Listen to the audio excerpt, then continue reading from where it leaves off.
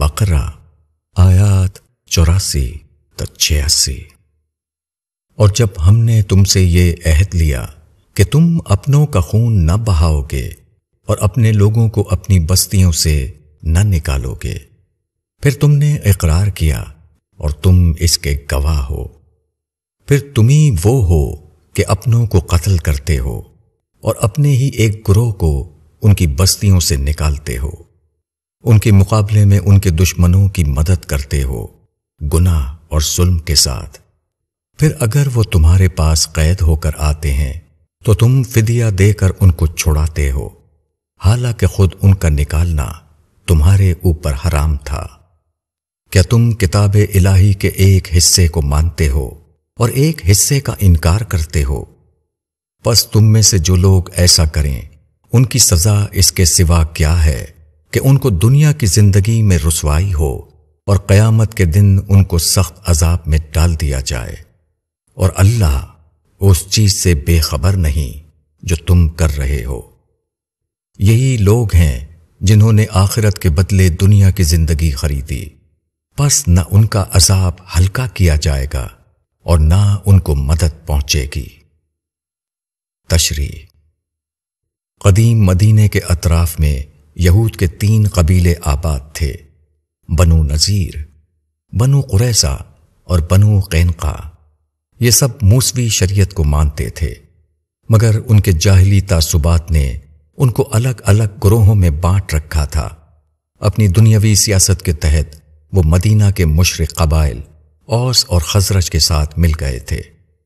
بنو نذیر اور بنو قریظہ نے قبیلہ اوس کا ساتھ پکڑ لیا تھا اور بنو قینقاع قبیلہ خزرج کے حلیف بنے ہوئے تھے۔ اس طرح 2 گروہ بن کر وہ آپس میں لڑتے رہتے تھے۔ جنگ بیاس اسی قسم کی ایک جنگ تھی جو ہجرت نبوی سے 5 سال پہلے واقع ہوئی۔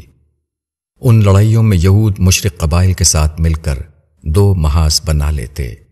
ایک محاذ میں شامل ہونے والے یہودی دوسرے محاذ میں شامل ہونے والے یہودیوں کو قتل کرتے اور ان کو ان کے گھروں سے بے گھر کرتے۔ پھر جب جنگ ختم ہو جاتی تو وہ تورات کا حوالہ دے کر اپنے ہم مذہبوں سے چندے کی اپیلیں کرتے تاکہ اپنے گرفتار بھائیوں کو فدیہ دے کر مشرق قبائل کے ہاتھ سے چھڑایا جا سکے۔ انسان کے جان و مال کے احترام کے بارے میں وہ خدا کے حکم کو توڑتے اور پھر اپنی ظالمانہ سیاست کا شکار ہونے والوں کے ساتھ نمائشی ہمدردی کر کے ظاہر کرتے کہ وہ بہت دیندار ہیں۔ یہ ایسا ہی ہے جیسے ایک شخص کو ناحق قتل کر دیا جائے اور اس کے بعد شرعی طریقے پر اس کی نماز جنازہ پڑھی جائے۔ شریعت کے اصل اور اساسی احکام آدمی سے جاہلیت کی زندگی چھوڑنے کے لیے کہتے ہیں۔ وہ اس کی خواہش نفس سے ٹکراتے ہیں، وہ اس کی دنیا دارانہ سیاست پر روک لگاتے ہیں۔ اس لیے آدمی ان احکام کو نظر انداز کرتا ہے۔ وہ حقیقی دینداری کے جوئے میں اپنے آپ کو ڈالنے کے لیے تیار نہیں ہوتا۔ البتہ کچھ معمولی اور نمائشی چیزوں کی دھوم مچا کر یہ ظاہر کرتا ہے کہ وہ خدا کے دین پر پوری طرح قائم ہے، مگر یہ خدا کے دین کا خود ساختہ ایڈیشن تیار کرنا ہے۔ یہ دین کی اخروی پہلو کو نظر انداز کرنا ہے اور دین کے بعض وہ پہلو جو اپنے اندر دنیاوی رونق اور شہرت رکھتے ہیں ان میں دینداری کا کمال دکھانا ہے۔